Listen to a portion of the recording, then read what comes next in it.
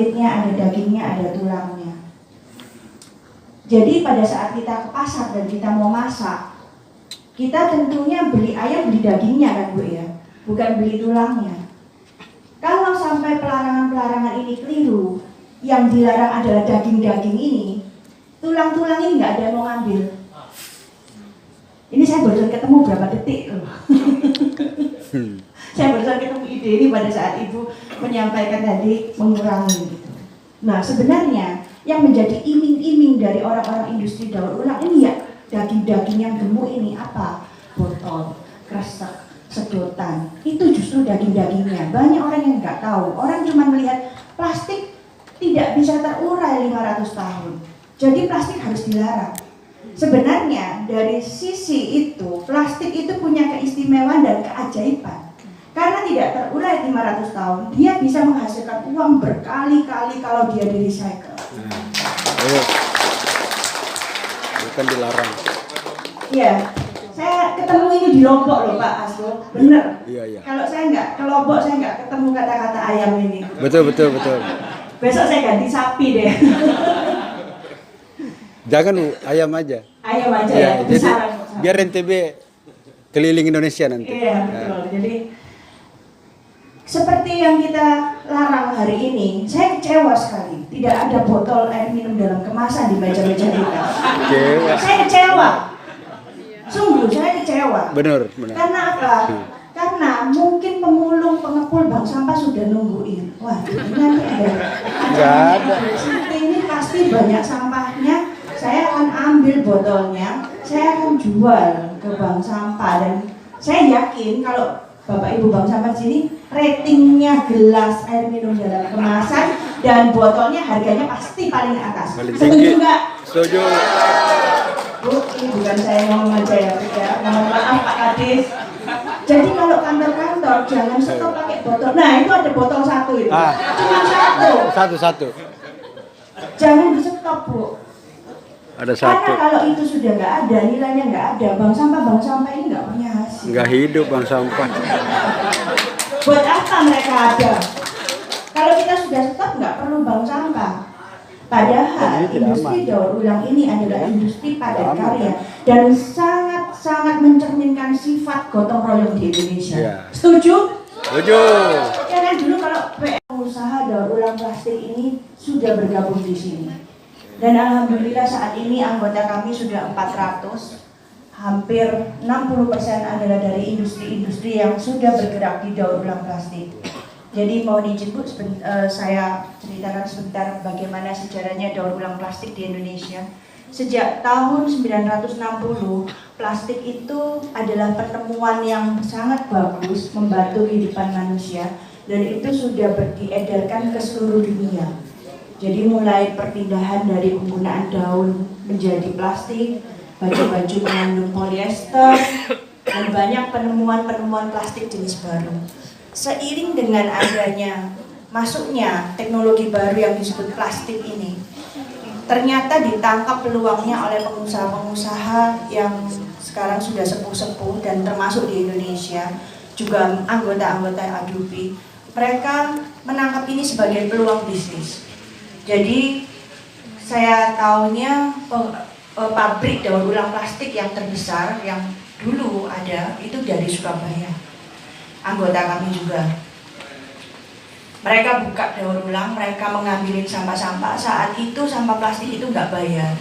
Jadi cuma anak-anak di kampung-kampung dikasih es apa gitu, ngumpulin plastik, ya kan? Jadi dan industri ini juga karena awalnya muncul cuma melihat dari sisi potensi bisnis saja gitu.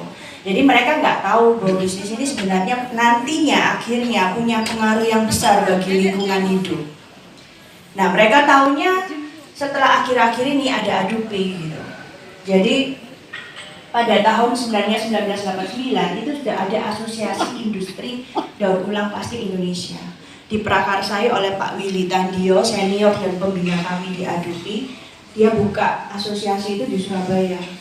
Tapi lagi-lagi namanya pengusaha, mereka males menggiatkan asosiasinya karena apa sih gunanya asosiasi gitu. Mereka waktu itu kesadarannya belum begitu baik untuk menjalankan suatu organisasi. Karena masih mindsetnya di otaknya duit, duit, dan duit. Pada tahun 2015, Pak Willy Tangio pulang dari Amerika dan ketemu dengan saya. Banyak kita berdiskusi, berdialog, dan saat itu kita sampai di Jogja, bertemu dengan kawan-kawan pendaur ulang. Akhirnya kita berpikir bahwa industri ini sebenarnya punya nilai banyak plus point yang bisa kita manfaatkan tidak sekedar cari duit. Nah, ini searah dengan bank sampah, bahwa ini ada nilai sosialnya yang harus kita gali lebih dalam lagi dari industri daur ulang ini. Saat itu kita berkumpul di Surabaya 20 orang, kita cerita, saya juga banyak. Karena plastik saat ini belum ada substitusinya. Saya yakin nanti suatu hari ada, dan bank sampah di sini nanti mungkin ngolahnya bukan plastik, tetapi sesuatu hal yang lain gitu. Karena segala sesuatu di dunia ini akan bergerak sesuai dengan trennya masing-masing. Tapi belum saat ini. Karena saat ini seluruh maknya masih pakai plastik. Ini daunnya asli apa plastik? Oh, asli. Nanti plastik dimarahin lagi, suruh keluar. Atau ulang diprotolin, didaur ulang. Jadi kembali lagi, ingat ya Bapak Ibu bank sampah ya, kalau ketemu sampah-sampah plastik yang nilai ekonominya rendah, Bu. Jadi ada yang nilai ekonominya rendah, ada yang sedang, ada yang tinggi. Nah, daging ini kalau kita beli ayam, mosok Pak saya beli dagingnya aja, tulangnya saya tinggal. Itu bisa di supermarket, tapi harganya lebih tinggi. Tapi pada saat kita menjual, sama seperti ayam, kita jual satu ayam utuh, lebih gampang daripada kita harus memfile lagi, kerjain lagi gitu. Nah itu sama Pak Kadis gitu. Pak Kadis kelihatannya kecewa gitu. Kantongan kresek yang dimusuhin sampai kayak momok dibuatkan perda, orang pinter-pinter mikirin bikin perda, ini harus seperti ini, susah Bu bikin gitu. Lebih baik Ibu panggil saya Ibu Christine, kantongan kresek saya taruh di satu tempat ini, Ibu mau ambil, saya langsung cepat-cepat bawa mesin pres ke sini. Iya. Jangan dibuang gitu. Nah, masyarakat pun juga ini saya nggak tahu gimana caranya bank sampah seperti yang di Pak Asro bilang harus jemput bola. Kasih pengertian ke masyarakat, kamu tolong dong dipilah.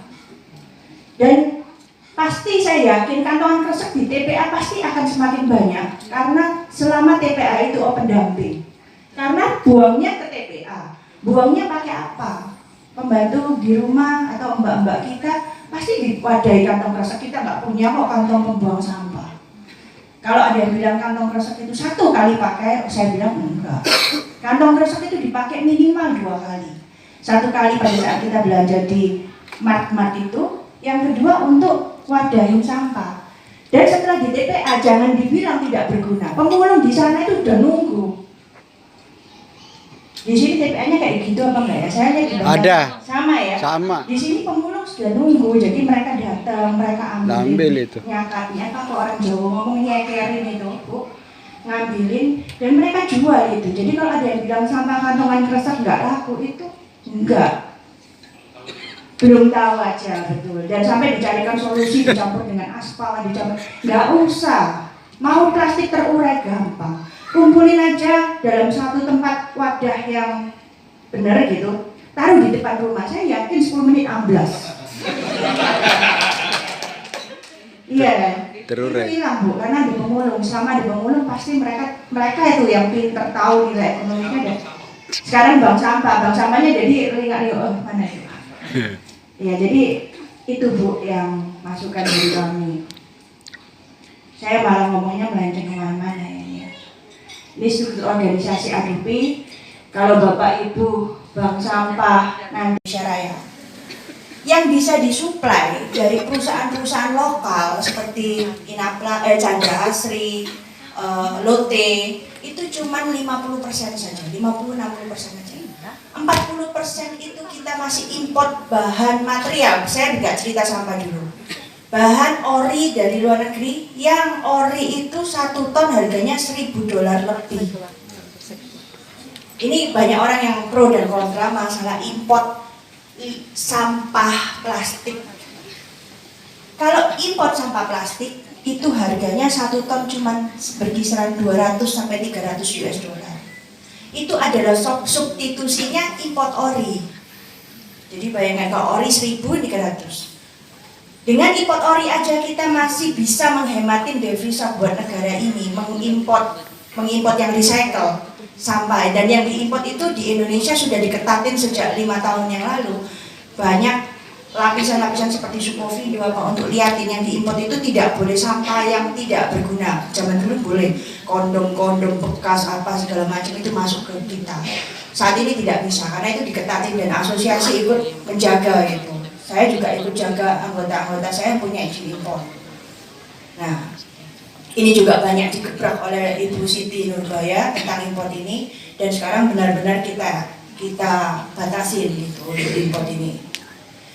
Nah, untuk sampah yang tadi katanya tidak terurai 500 tahun itu, ini akan kembali lagi ke siklusnya, ke loopnya, dan ini akan menjadikan sesuatu yang punya nilai guna yang lebih bagus dibandingkan kita harus pakai ori.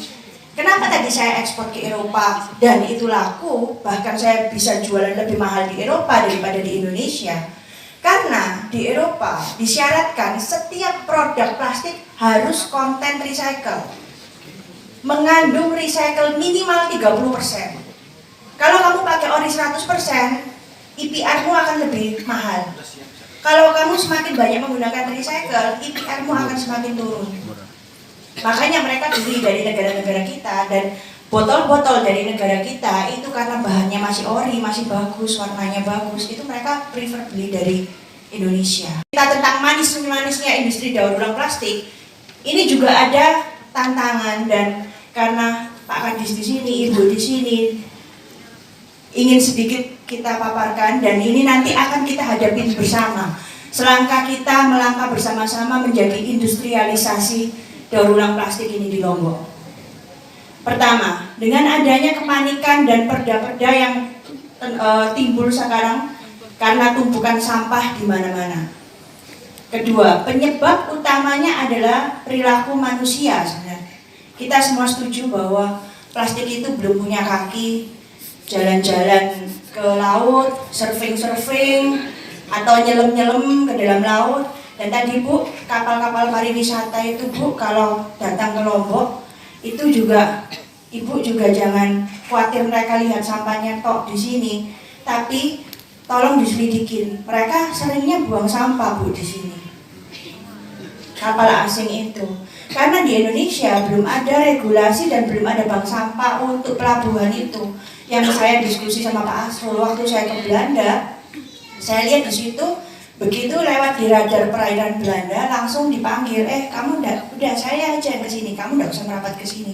Kapal kita akan menjemput, datang ke kapal pariwisata, kapal asing.